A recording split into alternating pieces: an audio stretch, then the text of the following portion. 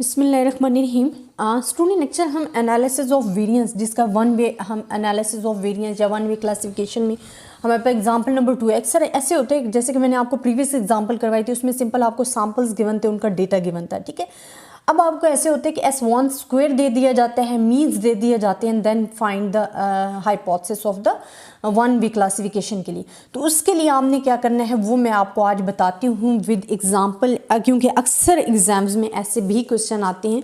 तो एग्जाम्स को मद्देनज़र रखते हुए मैं आपको ये एग्जांपल भी समझा देती हूँ, क्योंकि इससे रिलेटेड भी क्वेश्चन आपके पास एक्सरसाइज में। पहले मैं आपको क्वेश्चन शो करवाती हूँ। स्टूडेंट, आपके पास ये क्वेश्चन है जिसमें आपको n1, n2, n3, n4 गिवन्स हैं, x बार 1, x बार 2, x बार 3, x बार 4 गिवन है, s1 square, s2 square, s3 square, s4 square given है। और क्वेश्चन आप देख रहे हो स्क्रीन पे, अल्फ़ा भी गिवन है आपको, बाकी मैं आपको पढ़ के बताती हूँ। स्टूडेंट, क्वेश्चन मैंने आपको शो करवा दिया था। अब इसमें हमारे पास क्या है कि हमने 6 स्टेप्स को ही फॉलो करना है, बस आप में थोड़ी सी जो चेंजिंग आएगी वो कंप्यूटेशंस में आएंगी जब आप कंप्यूट करोगे अपने फार्मूले को। तो फर्स्ट ऑफ ऑल आपने बनाने हैं जी हाइपोथेसिस। हाइपोथेसिस आपको पता है कि जब भी हम अनोवा डिस्कस कर रहे हैं तो हमारे पास 2 हाइपोथेसिस होते हैं, एक अल्टरनेटिव होता है, एक नल हाइपोथेसिस होता है। नल हाइपोथेसिस में हम कहते हैं all the means are equal. अब how many means are in this example, हमारे पास इस एग्जाम्पल में कितने मीन्स है?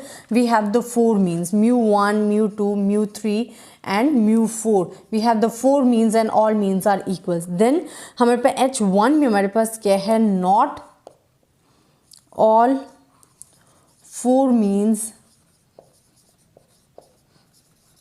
Are equal. इसमें हमारे पास हम कहते हैं कि not all the 4 means are equal, कि जो हम मीन्स 4 ले रहे हैं दे आर नॉट इक्वल्स, ठीक है, वो इक्वल नहीं है। देन हमारे पास सेकेंड आ जाता है लेवल ऑफ सिग्निफिकेंस। अब स्टूडेंट, लेवल ऑफ सिग्निफिकेंस में हम क्या डिस्कस करते हैं? अल्फ़ा, कि अल्फ़ा हमें गिवन है क्वेश्चन में 0.01 लेना है, क्योंकि ये एक स्पेसिफिक क्वेश्चन में गिवन दे दिया गया, तो इसमें हमें चेंजिंग की ज़रूरत नहीं है। थर्ड हमारे पास आ जाता है जी टेस्ट स्टैटिस्टिक, जिसमें हमने बताना होता है कि हमारे पास जो फार्मूला है वो कौन से यूज़ होगा। आपको पता है कि एनालिसिस ऑफ वेरिएंस के लिए हम एफ डिस्ट्रीब्यूशंस को ही बेहतर समझ रहे होते हैं।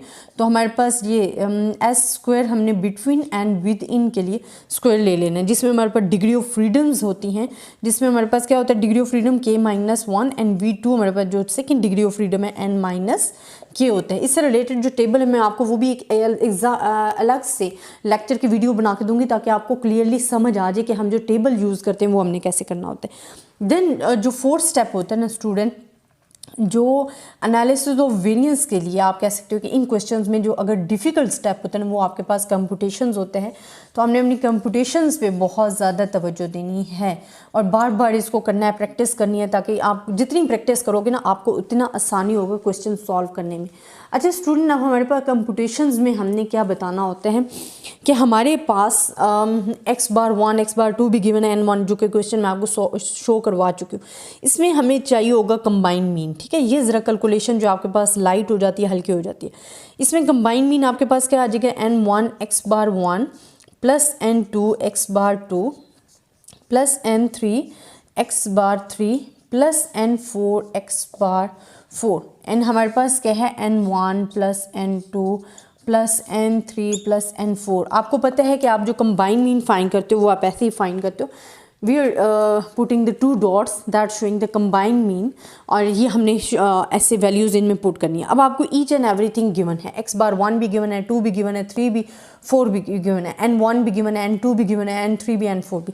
आपने उनको पुट करना है और आपके पास जो वैल्यूज़ आएंगी ना वो आपके पास आएगी, आंसर जो आएगा 20.7 आएगा। तो मैं डायरेक्ट आंसर लिख देती हूँ। अब हमने डिस्कस करना है between, with in and total में क्या आ जाता है। अब बिटवीन जो हम सम ऑफ स्क्वायर्स करते हैं वो हमारे पास जो फार्मूला होता है, हमारे पास क्या फार्मूला होता है? हमारे पास जो होता है n x बार G minus x bar, this one is the combined mean, जो कि मैं 2 डॉट से शो कर रही हूँ, ठीक है। अब इसमें स्टूडेंट आपने क्या करना है कि आपके पास जो मीन्स गिवन है, मतलब कितने मीन्स गिवन थे? 4 मीन्स गिवन थे ना, फर्स्ट 14 था, जो भी था। आपने क्या करना है कि n हमारे पास कितने हैं? n हमारे पास जी हैं स्टूडेंट, आपके पास पहला 5 है, इधर मैं आपको करके भी बता देती हूँ। चलिए, पहला जो n है वो हमारे पास क्या है 5 है, ठीक है। एंड हमारे पास जो मीन है, फर्स्ट मीन जो x बार 1 है वो हमारे पास क्या है 14 माइनस कंबाइन मीन जो हमारे पास है वो क्या है 20.7 का स्क्वायर। इसी तरह प्लस सेकेंड हमारे पास क्या है नंबर ऑफ ऑब्जर्वेशन 10, ठीक है, वो हमारे पास क्या है n2 हमारे पास 10 है। इसी तरह हमारे पास जो n2 का मीन है, सेकेंड मीन है वो आपके पास 26 है माइनस 20.7 आपके पास क्या है कंबाइन मीन है। इसी तरह प्लस थर्ड जो आपके पास नंबर ऑफ ऑब्जर्वेशन है वो आपके पास क्या है 7, और आपके पास जो थर्ड मीन है वो आपके पास क्या है 17 माइनस 0.7 का होल स्क्वायर। इसी तरह प्लस लास्ट वन जो 4 है वो आपके पास क्या है 5 है, एंड मीन जो फोर्थ है वो 22 है माइनस 20.7 का whole square and this one. जब आप इसे सॉल्व करोगे तो जो आपके पास आंसर आएगा ना, इनको माइनस करके इनका स्क्वायर लेके आपका जो आंसर आएगा वो आपके पास आएगा जी 724 आपके पास आंसर आ जाएगा, या सॉरी आपके पास आएगा आंसर 609.63, यह आपके पास आंसर आ जाएगा for the between sum of squares के लिए। अब हमने करना है कि ये तो हमारे पास मेथड हो गया कि बिटवीन सम ऑफ स्क्वायर्स के लिए। अब within sum of squares के लिए हमने क्या मेथड करना है मैं आपको वो बताती हूँ। अब जो स्टूडेंट हमने यूज़ किया था बिटवीन सम ऑफ स्क्वायर्स के लिए, जो हमारे पास आ गया, जब हमारे पास क्योंकि S1 स्क्वायर्स गिवन है, S2 स्क्वायर्स, S3, S4 ये हमें क्वेश्चंस में गिवन है। अगर तो क्वेश्चन में गिवन होता है ऐसे वैल्यूज़ ऐसा डेटा, तो आपने within sum of squares इस फार्मूले के तहत फाइंड करने, जिसमें आपसे n1 minus 1 S1 square, n2 minus 1 S2 square, n3 minus 1 S3 square, n4 minus 1 S4 square आपने लिखना। आपको वैल्यूज़ गिवन है, आपने सिर्फ पुट करके वैल्यूज़ जो फाइंड करोगे वो आपके पास वैल्यूज़ आ जाएंगी within sum of squares की, आपके पास आ जाएंगी 724। नाउ द लास्ट स्टेप जो हम बनाते हैं, हमारे पास टेबल होता है एनालिसिस ऑफ टेबल और नोवा टेबल, उसमें हमारे पास क्या है 4 स्टेप होते हैं। एक तो सोर्स ऑफ वेरिएशन जो है, सोर्स ऑफ वेरिएशन आपको पता है कि हम वैसे भी हमारे पास जो एनालिसिस ऑफ वेरिएंस है, टोटल वेरिएशन को हम डिवाइड कर देते हैं 2 पार्ट्स में, पार्टीशन कर देते हैं, और वो हम सोर्स ऑफ वेरिएशन देखते हुए उनकी पार्टीशन करते हैं। अब हमारे पास क्या है बिटवीन सम ऑफ स्क्वायर या बिटवीन, हम क्योंकि हमने बल्ब्स की ड्यूरेबिलिटीज़ चेक करनी थी, तो बिटवीन बल्ब्स हमारे पास क्या आ जाता है, या आपके पास विद इन बल्ब्स। अगर विद इन एंड बिटवीन भी लिख लो तो कोई मसला नहीं है, बट क्लियर ज़रा क्वेश्चन और अच्छा लगता है एग्जामिनर को पढ़ते हुए कि between bulbs and with in bulbs के हम बल्ब्स की जो ड्यूरेबिलिटी वो चेक करें। देन हमारे पास आ जाता है डिग्री ऑफ फ्रीडम। अब डिग्री ऑफ फ्रीडम यहाँ हमारे पास क्या है कि -1 आ जाता है, n-k आ जाता है। k-1 मीन क्या है कि देखिए स्टूडेंट, हमारे पास कितने मीन्स थे, हमने खुद पढ़ा था ना, ये यहाँ लिखे होते 1, 2, 3 एंड 4 मीन्स जो कि मैं क्वेश्चन में गिवन थे। 4 मीन्स थे, तो हमारे पास कितने रह गए, 3 रह गए। एंड हमारे पास जो है एन हमारे पास टोटल आ जाता है आपके पास, हमने अगर एन देखें, एन आप n1, n2, n3, n4 को आपने प्लस करना है। n1 क्या है 5 है, n2 10 है तो 15 हो गया, n3 जो है हमारे पास क्या है 7 है तो 22 हो गया, एंड 27 माइनस 4 करो तो आपके पास क्या रह जाएगा 23। तो ये हमारे पास डिग्री ऑफ फ्रीडम आ गया। अच्छा, अब हमारे पास आ जाता है सम of squares.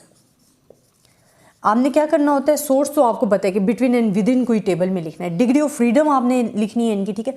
Then some of squares लेना है, मीन्स ऑफ स्क्वायर्स लेना है, एफ डिस्ट्रीब्यूशन में फाइंड करना है, बस इतना आपने करना है। अच्छा student, sorry, sum of squares में आपने क्या करना है कि जो आपके पास टोटल सम आया था, for example between sum of squares आपके पास क्या वैल्यू आई थी 609.63 आपने ये लिख देनी है, एंड विद इन की आपके पास क्या वैल्यूज़ आई हैं जो कि मैंने लिख दी हैं 724। अब आपने करना है मीन स्क्वायर। मीन आपको पता है कि जब भी मीन का वर्ड आ जाता है तो आप टोटल नंबर ऑफ ऑब्जर्वेशन उसको क्या कर देते हो, डिवाइड कर देते हो। इसको आपने 3 से डिवाइड कर देनी है, इसकी डिग्री ऑफ फ्रीडम क्या है 23 से डिवाइड कर देना, तो जो आपके पास वैल्यूज़ आएंगी वो आपके पास 203.21 एंड 31.48 ये आपके पास क्या आ गई हैं, वैल्यूज़ आ गई हैं जो कि आपने कंप्यूट किए। देन स्टूडेंट, आपने एफ डिस्ट्रीब्यूशन फाइंड करनी है। एफ डिस्ट्रीब्यूशन का तो आपको पता है कि आपने बिटवीन एंड विद इन को देखना है, तो आपके पास जो वैल्यू आएगी 6.46 फार्मूले में पुट करने से आपके पास ये वैल्यू आ जाएगी। देन स्टूडेंट आपने क्रिटिकल रीजन देखना होता है कि हमारे पास जो अल्फ़ा गिवन था वो 0.013 एंड 23 डिग्री ऑफ फ्रीडम थी, हमारे पास जो वैल्यू है वो 4.76 है।